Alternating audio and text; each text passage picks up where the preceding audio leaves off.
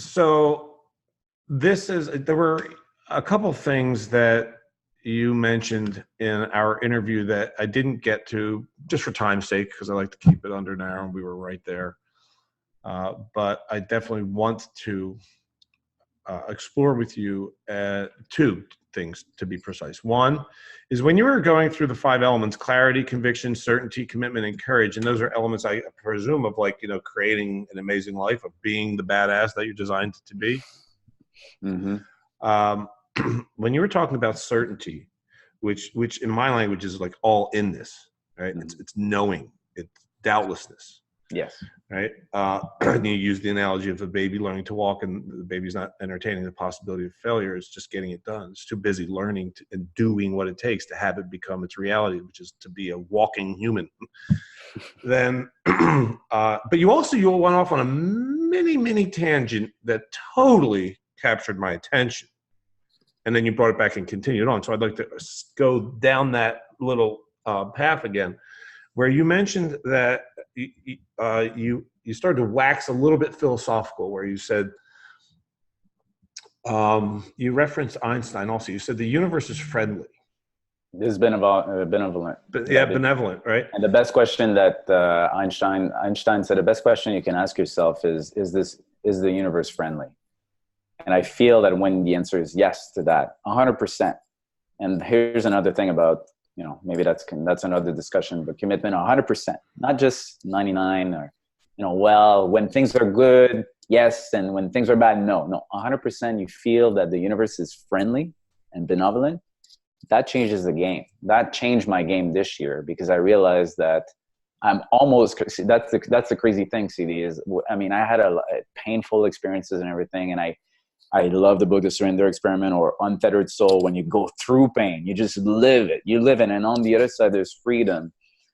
And I know now that when I'm in a breakdown, I'm almost excited to see what's the breakthrough. That's as crazy as it is, When I'm in a breakdown, I'm excited to see what's the breakthrough. Because I know that the universe is friendly. How do you know that?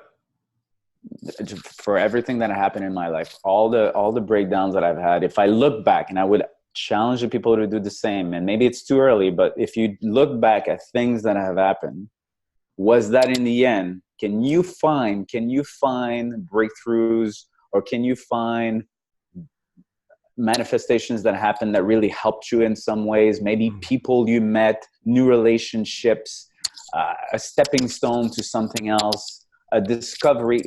There's so many things that happen after a breakdown. You ask artists, this is usually when they're the most effervescent. They just they write from their heart. They create a song that everybody loves. There's so many things that I feel that, and even if you ask people that got paralyzed, they say this is the best thing ever, which is why, and I'm going to borrow it from a friend of mine, Taryn, and she said, it's not about bouncing back, it's about bouncing forward. So when you bounce, and usually that's what happens, you bounce forward. So not only you go back to where you were, but even better. And so that's why I know that when I have a breakdown, I'm bouncing forward. So it's great. It's great news. It's just amazing. I'm writing that down. It's about bouncing forward. You got all these great sound bites. Like, when I'm having a breakdown, I can't wait to see what is the breakthrough. It's not about bouncing back. Yeah. It's about bouncing forward. So when you say, is the universe friendly? Is it benevolent? Well, that's our call, isn't it? Because it's because you say, you would ask people, like, when you had a breakdown, right? When you had some massive challenge in life, and you look back, right? And you say, was there any manifestation, or did anything amazing, maybe even miraculous, come of it? Then I would venture to say that the answer would always be yes, but the people wouldn't see it unless they have the right mindset. Yeah, I would tend to agree with that, because yes, absolutely. Because if I am absolutely convinced that event, like I shattered my leg one time playing basketball. It was a terrible fracture. It was a compound fracture. It was a bone protrusion. I got a fatty embolism. I was on an ice blanket in the hospital with 107-degree temperature. They were going to give me tracheotomy and all this stuff. And I was not seeing the good in that. That's why I said, you know, sometimes it's too early. That was too early then, but now I can tell the story that thank God for all of that, because it's shaped, and I'm not going to get into it, but I am infinitely clear that that was the best goddamn thing that could have possibly happened. Yes. And I think also that for some people, maybe all they need is an amazing coach like yourself to ask good questions so that their blind spot is opening up to, oh, I guess I didn't even realize that. I even didn't. Yes, right. Because if I'm convincing myself with the stories that, oh, no, that sucked. No, that was just horrible. I don't know why that happened to me. Yeah. To me versus for me. Mm-hmm. You know, then if that's the story that we're putting on, no, that was a horrible experience, and I'm just staying there. The miracles can be, the magic is occurring, but I'm not experiencing it. And you know, a great exercise that I remember doing was like just even like some pivotal moments in my life. Marriage was over. What happened since then? And what I know for sure that would have not happened provided that I would have been married. Mm-hmm. I mean, if I would have been married almost 20 years ago, I would have kids, and I love kids, and I would have probably not done a lot of different things as well. And I know for sure that I wouldn't, maybe I wouldn't be in Vancouver because I would have not moved from Montreal to Vancouver. I know for sure I would have. There's so many things that so the exercise that could be done is, okay, since that really bad thing, that fucked up thing that happened in your life, what can you start to see as good things that have happened, or know for sure that, you know, this tangent would have not been possible. And again, maybe that's too early for some people. If you just got your accident, you're like, all I can remember is this freaking accident, Francis. Yeah. There's nothing else. But, you know, I think with time, you see that, wow, that new trajectory brought me to this. And to me, the fact that I went into debt, the fact that I can see, that's another thing too. People, especially when you're about to make a decision, we tend to look at what we're losing versus at what we don't know we're going to get and gain. So the only thing that we based our decision on is, I'm going to lose all of this, but you have no idea what's on the other side. And so if you start to focus on what's on the other side, knowing with certainty that it's going to be amazing down the road, that's a different mindset. And it's kind of calming. So to go back to, you know, is the universe friendly? Who wants to have that? And so the way I look at it now, I'm not defined by externalities. I can still, this is why I wanted people to live it so well, is to feel free no matter what happens in your life. It got me to think that, hey, you know what? I don't need that much stuff to be happy. And I look at and I can be so grateful for eating an amazing dish, you know, because I realized that I'm like the grateful video. So many people were involved in making this dish possible for me, and I'm so grateful. So it got me, thanks to all of that. And now I feel that I'm free every day. Like, it's a choice that I make. And I would have not known that if I didn't have all these obstacles, if it wasn't really hard. And I worked hard at it. And I think that, you know, if you look at, I'm so inspired by, you know, you probably heard about Bianca Andreescu.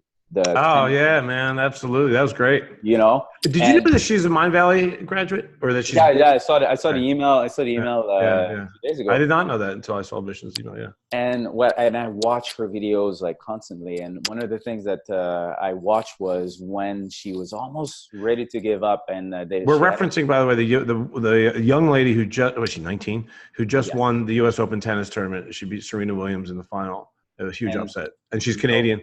Yes, and you know what was her ranking last year? I do not. 152. Do you know what's her ranking now? I do not. 5. Wow. Top 5, from 152 to number 5. And so it's funny because when you go back in time in April, she was saying, you know, I wish I could be in the top 15. She's top 5 now.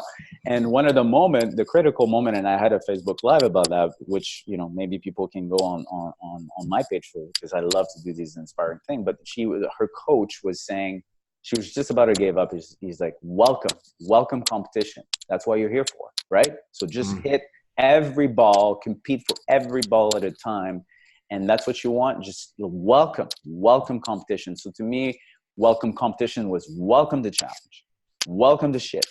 Because you're on the other side, you're gonna have something amazing. So go through it. That's I interviewed an ultra marathoner named Ryan Lang for Tough Talks a while ago, and it's interesting because when he found me through a Google search, and then it turns out that he's actually the son of one of my best friends from high school. Crazy. But he's an ultra. Yeah, right. Like that's magic. That's the magic. And he likes to say, "Embrace the suck." Yeah. You know, he's an ultra marathoner, so there's so much pain involved in that experience. You know, you're running hundreds of miles over the course of a few days, and so that's one of his mantras is embrace the suck, which is the same as what you're saying, which is, you know, welcome the competition, welcome the shit, welcome it, embrace it, love that. You know, that reminds me of a great story that Steve Chandler told me about Robin Williams. Okay. The late great Robin Williams. And apparently he was out in San Francisco where he lived, and he was speaking to a small class of acting students. They were sitting in the theater. He was sitting on the edge of the stage. They're all just grouped up in the front center rows. And he's talking about improv.